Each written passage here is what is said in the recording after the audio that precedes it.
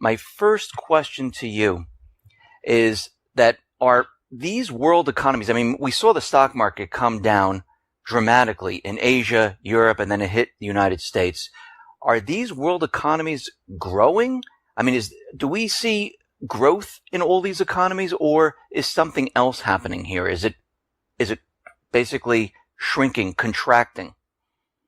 Well, I have two answers. One's a short-term answer, one's a longer-term answer. The big cycle, the big thing that I think everybody needs to be aware of, this is what I wrote about in the Crash Course, the book. It's also a video series online, all free. People can just tune in and watch. I think this information is critical. The big thing we have to be aware of is that starting in the late 70s, early 80s, the United States went on this credit binge, and we just started borrowing at about twice the rate that our underlying economy was growing. I mean, you don't have to have a PhD in nothing. You don't have to be an economist to know that if your debts are growing faster than your income, eventually you have a math problem, right? Mm-hmm. So that's what we were doing as a nation. And, between 2000 and 2008, our nation's debt went from 26 to 52 trillion in those 8 years. It sounds extraordinary, but our debt had been doubling literally every 6 to 8 years for the past 45 years. And 2008 was the shot across the bow. That was the time when we should have said, oh, okay, that was dumb. Maybe we shouldn't have been borrowing that much. My prescription for what was happening was 3 words. We had too much debt. Well, instead of taking the pain, it's painful to recognize that, saying we were wrong, all of that, what we did as a nation and as a globe is we said, let's just put more debt on there, right? So the Federal Reserve lowers interest rates to 0, and governments go on these borrowing sprees because the households have backed off, and corporations start borrowing like crazy. They're buying back their shares. It makes perfect, CFO sense, but it doesn't make a lick of actual long-term sense. Doesn't matter. So here we are. We've got interest rates at 0, but guess what? All of this stuff that was supposed to stimulate economic growth actually did the opposite. And this is, I think, people are starting to recognize this, starting to understand what's really happening with this stuff called quantitative easing, is that, look, yeah, they threw a lot of money into the markets. Yeah, absolutely. You get rising stock prices and bond prices. Certainly we had those asset bubbles come out. The problem with asset bubbles is they burst. You get that financial boom, you get the financial bust. We're on the bust side of that story at this point. Very dangerous ground right now. But the other thing you get when you put too cheap money into a system is you get all this resource misallocation. People do stupid things. They put money into things they shouldn't have done. That gives you lower productivity. That gives you less economic growth as well. And then the last thing that happens with QE is just a wealth redistribution. It's a reverse Robin Hood, right? You take from everybody and you give it to the ultra wealthy. But guess what? That higher inequality, those ultra wealthy people, they spend less on a percentage basis than anybody else. So by taking all of this money and basically funneling it into just a very few billionaires' pockets, that also gave us lower potential growth. So that's where we are. We're at the cusp of this financial boom bust. We have all this lower productivity, and we have this higher inequality. All of that combines. It gives us low growth. That's what we've been seeing. Unfortunately, since 2008, the world as a total has poured on a little over $50 trillion of new debt. We are now standing at $200 trillion in debt worldwide. That has to be repaid at some point. It only gets paid out of future growth. That future growth isn't here. Our central banks shot us all in our collective feet with this one. That's been my main critique and complaint about everything the central banks have been doing. So, hold on to your hats here. So the corporate media right now is out there, and it seems like they're laying blame for all of this that we're seeing right now on China. They're saying, oh, China did this. They devalued their yuan, their stock market's crashing. It's affecting us. I mean, we know China has been purchasing a huge amount of gold. We understand that they've been making bilateral agreements all around the world. I mean, do you think this is just from China? Or do you think this is, I mean, you've been saying it's from something else since 2008. So can this be blamed just on China? Not just on China, but there is a little bit of blame here. And China has their own can of worms that they've now opened up for themselves. The biggest deal is that China had predicated itself on industrialization. And it did a bang-up job. I mean, if anybody, I haven't visited, but people who said, before and after, go to China 10 years ago to today, it's astonishing. High-speed trains, buildings everywhere, new, subways, cars everywhere now where there used to be bicycles. But what China had done is it had hitched its wagon up to this idea that fully half of its economic growth was going to come from building stuff. Well, they way overdid that. They built out everything they possibly need. They have way too many houses, apartment complex, ghost cities, all of that. And they've got a lot of that misallocation of resources we talked about before, because China took their debt from about 8 trillion to 28 trillion from 2007 to current. It's just an astonishingly fast pace. Of course, they made a few mistakes along the way, but they got this explosive growth out of it. 7% a year means your economy is doubling every 10 years. That vacuumed up massive amounts of resources from the world. They were burning half of the world's coal, half of the cement, half of the iron ore. They were importing oil year over year at this furiously increasing clip. Everything you want to mention. So China was doing that, was vacuuming up all the world's resources, and then it was the world's manufacturing center. So it had all this capital flowing in, and then that capital was flowing back out across the world. So there was a stability. Here's the thing about financial systems. They love expanding. They do that gracefully. And there was this whole expansion phase. Here's the dark side of financial systems that we've got for ourselves. They don't contract at all gracefully. In fact, they threaten collapse and get very cranky about the whole thing. So we're in a very big structural position right now where China's prior behaviors and resource flows, both into and then back out of the country, are all being turbulently disrupted right now. And, if you're in a resource country that's been exporting heavily to China, like you're Australia, you're Canada, you're in deep trouble right now. If you're Brazil, you're in deep trouble. So what we're seeing now, this all, China's a part of this, but you can't lay the whole blame for what's happening. What we're seeing now is the classic bust phase of a global expansionary phase. The central banks shot their wad, they printed up tens of trillions of dollars, threw it into the world, crossed their fingers, hoped for this rapid resumption of growth. It didn't happen. And now we're on the backside of that. And, my advice is just, you want to know what's going on in the world. Don't pay attention to the S&P or the Dow. Just take a look at what's happening at the periphery. Watch the credit spreads in Brazil. Watch what's happening to all the different currencies in the emerging markets. Because that's where the trouble always begins. We're seeing some warning signs right now that this is one of the most turbulent periods of peripheral contraction that we've seen in, 15 years. So let me just get this straight. So you're saying right now that we shouldn't be watching the stock market. I mean, we saw a drop, and at one point it came down to like 1,100 points or so. One of the biggest drops that we've ever seen. And then we've seen the market being pumped up again today. They're saying it's Terrific Tuesday. And, we came from Black Monday to Terrific Tuesday. And what we're seeing right now is everyone's, of course, is saying, oh, it's all over. Everything is fine. You see, it was just a little correction that we needed. Obama's out there saying that, the economy now, because of what just happened, is stronger than ever. I mean, should we say, okay, everything is fine right now?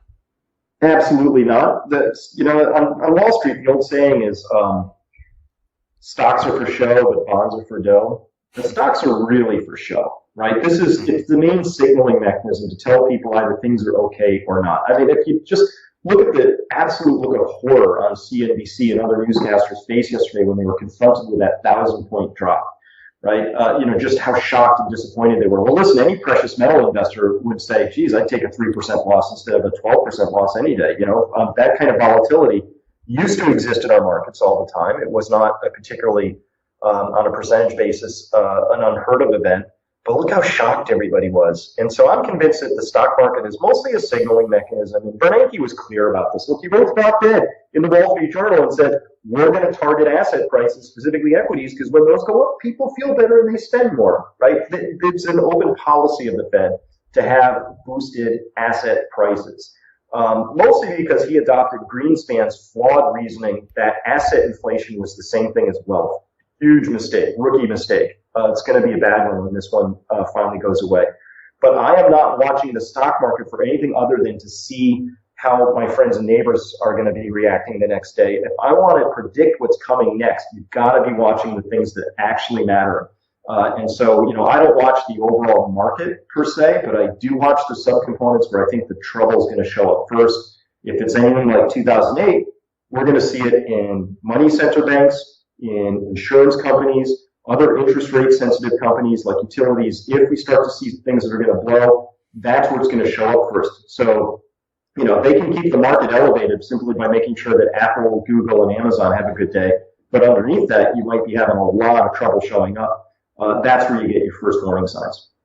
Well, let me ask you, the Fed, is out there, and I heard on a lot of the financial channels how they were like, oh, the Fed has to step in, the Fed has to step in. And the Fed is continually telling us that they're going to be raising interest rates because right now we're at the lowest interest rates in who knows since when. Since ever, I guess. Are they going to raise interest rates? I don't think so. Not if the market's, going to be in any sort of difficulty. They certainly wouldn't do that. Just optically, they don't want to be blamed for having caused a stock market decline. The Fed is a political institution. They are no longer independent, even remotely, and they don't have anybody super qualified on there at this point. If you look at who sits on the Federal Open Market Committee, the FOMC, you got a couple of academics and you've got a bunch of lawyers. That's it. People with JDs and PhDs, and that's it. So they don't really have people with good, solid experience at this point from a business background. So they're going to do what they need to do politically. And even if they did raise rates, now let's be clear about what we're talking about. Right now, the federal funds rate is set at a band between 0 and 0.25. I guarantee you all they would do is set that at 0.25. And the average daily rate is sitting at 13 basis points, which is almost halfway between 0 and 0.25. So really, if they, quote unquote, I'm using air quotes here, raised rates, all they would be doing is an eighth of a point hike. It would be completely meaningless from a liquidity standpoint in the markets. Banks have just gobs of excess reserves kicking around. There's gobs of liquidity floating around. It's really not going to meaningfully do anything. But optically, it would make it look like, hey, we're doing something. And certainly if you weren't focused on markets, which they shouldn't be, but if you said, where's unemployment, where's the actual growth rate in the economy, the Fed should absolutely, desperately be building a cushion for themselves so they have something in the toolkit that they can use when we get into the next crisis. Here we are, closing in on 7 years into this bull market. And they haven't even begun the process of raising rates, and we're this close again, holding my fingers together, this close to another recession. What are they going to do? What's in their toolkit? Nothing at this point from an actual policy standpoint. Let me ask you about oil. We see oil continually dropping. What's your take on this? Why is oil continually going down at this point?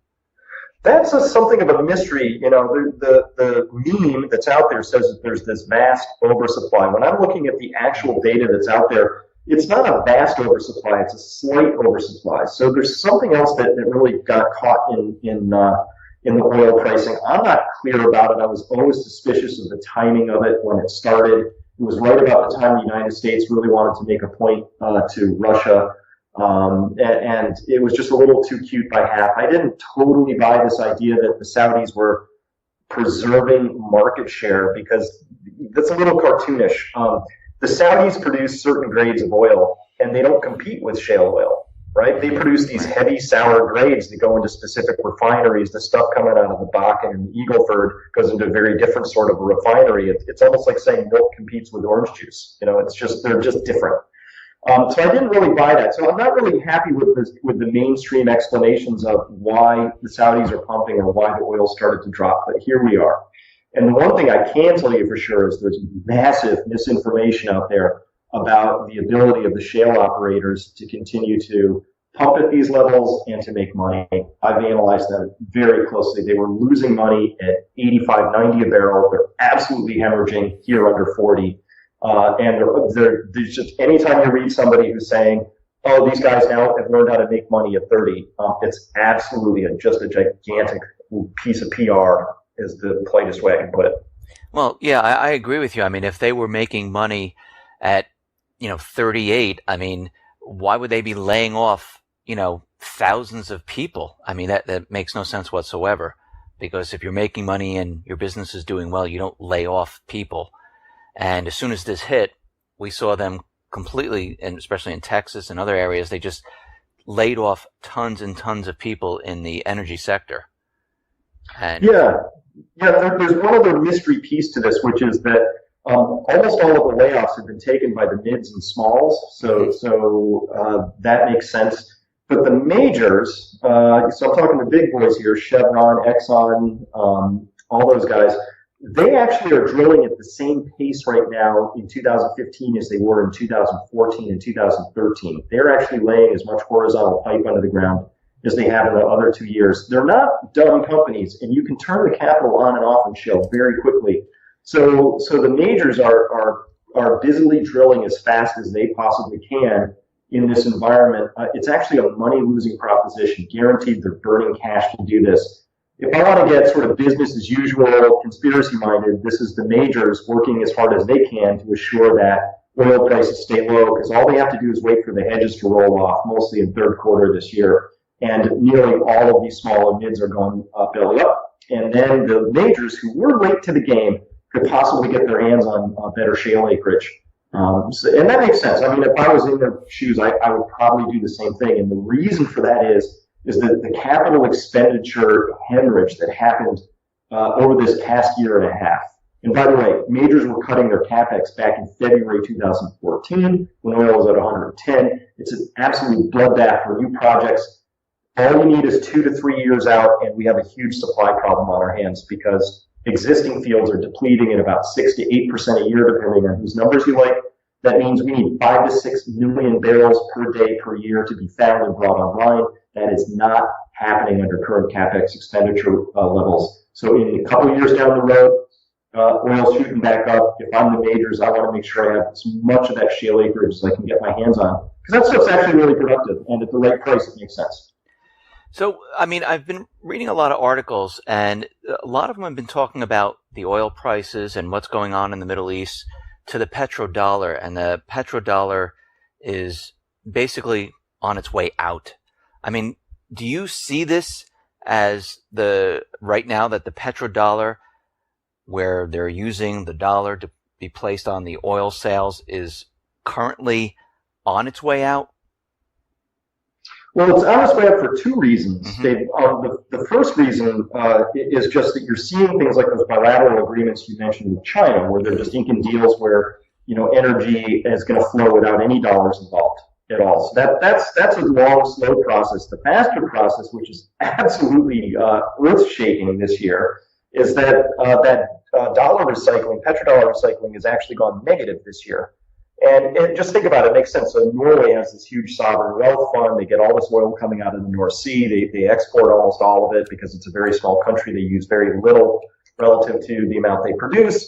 They produce it, they sell it, and then they get dollars for it. And they mostly have parked those dollars into a lot of U.S. and European assets. So Norway was this giant machine that was basically just spewing money back into European and U.S. markets. That machine is now in reverse because their oil revenues have now crossed under their actual expenditure needs as a nation. So they're actually going to be in the process of sucking money out of their sovereign wealth fund this year for the first time in a very long time. That same dynamic, of course, has happened in Saudi Arabia. Literally any oil exporter, the same dynamic. Russia, you name it. They're all in the same boat on this one. So that has an enormous impact, because the world, again, the financial systems, they're really good at absorbing big positive flows of things. No problem. We'll find a crevice for that money to go into. That's been happening for a very long time. People, institutions, systems got used to that, and that's now shifting. So that's another sort of body blow to the direction and shape of global capital flows. So there is two camps right now. A lot of people are talking about inflation hitting the United States, and then we're seeing deflation. Which do you think is going to occur? It's going to be deflation, then inflation. So to be clear, Inflation and deflation is a monetary phenomenon today. The prices are a symptom of that. So when I talk about inflation or deflation, I'm talking about the expansion or contraction of money and credit. So I think the first thing we're going to be facing is a pretty big contraction of money and credit. We're seeing that already in China. They just ran out of new things to loan into, and then old debts are about to go bust because they were bad debts. Look at margin debt in the NYSE right now is at all-time highs. It's kicking around $500 billion right there. All the speculative flows of money with all the shadow banking and the hedge funds, private equity guys and gals who are busy, borrowing and then leveraging up. All of that's kind of in the process of unwinding right now. That's what we're seeing when you see, say, Brazil, you see their interest rates shoot up and their currency, the real, shoot down. That's just carry trade stuff being unwound. That means that whoever borrowed money to go invest in Brazil is undoing that trade, probably going to be paying down on those old loans. So I'm looking at a first contractionary phase. I'm expecting it to get out of hand. I'm expecting the Federal Reserve and the Bank of Japan and the ECB to all freak out. And then I'm expecting the next stage of this, which will be the inflationary stage. And my expectation is, I think Jim Rickards nailed it a while ago. This next one won't be QE4, meaning they just do more of that. It doesn't work. They're going to have to get money in the hands of the people. They might not do it directly. I might not get a check from the Fed. It won't be that simple. But it will probably be a tax holiday for this year, or maybe a tax rebate for the last 2 years. Here's your income taxes back. Please spend them. With, of course, the federal government going very deeply into debt, and then the Fed monetizing that debt. We'll just do one little hop, skip, and a jump, and people all pretend like that's okay. That's the kind of thing I'm expecting. And then when we get to that part of the story, when we're seeing that overt, direct money printing going into the hands of people or businesses, however it gets distributed, that's when I will be running to buy everything that's not nailed down at that point in time. But for now, I'm expecting deflation, so I'm actually in a cash building position now. So let me ask you, we saw 2008, and I heard you saying that this is a run-up to a big collapse. Do you see this collapse maybe happening this year or next year? Yeah, I think 2015-16 with 2016 is kind of I think has a better shot, but we'll see what this fall brings. Fall's always an interesting time in markets in the Northern Hemisphere, so we'll see what happens. But it could happen anytime. Look, the tinder's been laid, and people are saying, oh, was it China? Was it this? Was it yuan devaluation? Maybe that was the spark, but let's look at all the tinder that got laid. So, my views on this is, look, my original prescription diagnosis was too much debt. And since 2008, what happened, right? Are sovereign debts higher or lower? Well, they're a lot higher. Do we have more derivatives or fewer derivatives on the book? Well, we got more. We got a lot more. Are the too big to fail banks, are they bigger or smaller? Well, they're bigger, right? So all the things that were like key risk factors to begin with, and I could mention others, those are all larger, not smaller. And so what I'm looking for is that when this bonfire gets started, what's really the biggest pile of tinder, though, is this idea that we have built ourselves up to a position of $200 trillion of debt worldwide. I think that's going to have to get reduced to a much more normal, historically average number compared to GDP. That would mean $40 to $70 trillion of it has to be evaporated somehow. Maybe there's some overshoot. Maybe 100 trillion gets wiped out, right? It's very bad, right? This is going to ruin retirement dreams. Pensions are out the window. You can forget about all sorts of social programs. Government spending is going to have to get just slashed horrifically. A lot of people get out of work. This is not going to be a pleasant process. It's why everybody is fighting. Everybody in power is fighting to just keep it going a little longer. I can respect that and understand that. What I can't respect and understand is how they don't have they don't have a plan. There's no plan B. It's like, we're just going to keep this all growing forever. And, my larger work is that we can't grow an economy infinitely on a finite planet. It just doesn't. It's sooner or later, it doesn't work. Just any sixth grader can work that out, right? So that's the bigger problem, is that we've wedded ourselves to a system that's either expanding or collapsing. And that's not an awesome system. Now, Bill, I had an interview with Bill Holter, and he was talking about the credit drying up, supply chains breaking down. Do you see the same thing happening Or, I mean, because if I remember back in 2008 when they were in front of Congress, the bankers, talking about how they need these bailouts and the corporations need the bailouts, and if we don't have this, we're going to see riots in the street. And of course, we handed over the money. And this time around, we know things have gotten worse. We know, a lot of people lost their homes, their jobs. They never really recovered. A lot of people are still hurting from that time period. Do you see a complete breakdown of the system when this all happens? Well, that's a possibility, and it's I'm not saying it's like 100% possibility or even like a 10% possibility, but even if it's a 5% possibility, if you said, Chris, here's a gun, it's got 20 chambers in it, pull the trigger, I wouldn't do it, right?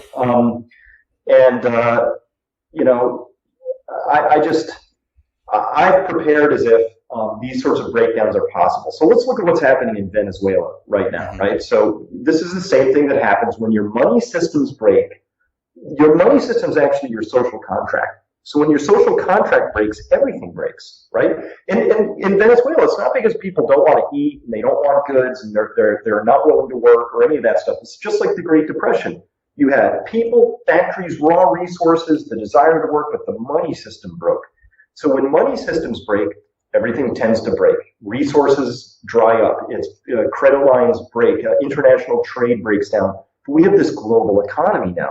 So if you said, wow, global trade really broke down on this basis, letters of credit were no longer honored and sort of everything slowed down because countries didn't trust each other. Payments had to be settled in something real, whether it was wheat or oil or gold or something tangible.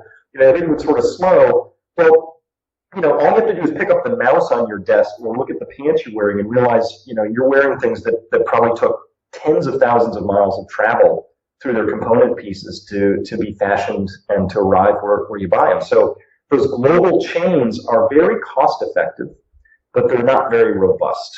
We saw this with the earthquake and tsunami in 2011. There was one plant in Japan that manufactured a certain gel polymer that was necessary to make certain types of lithium batteries. And that was it. It was that one plant, and it got wiped out.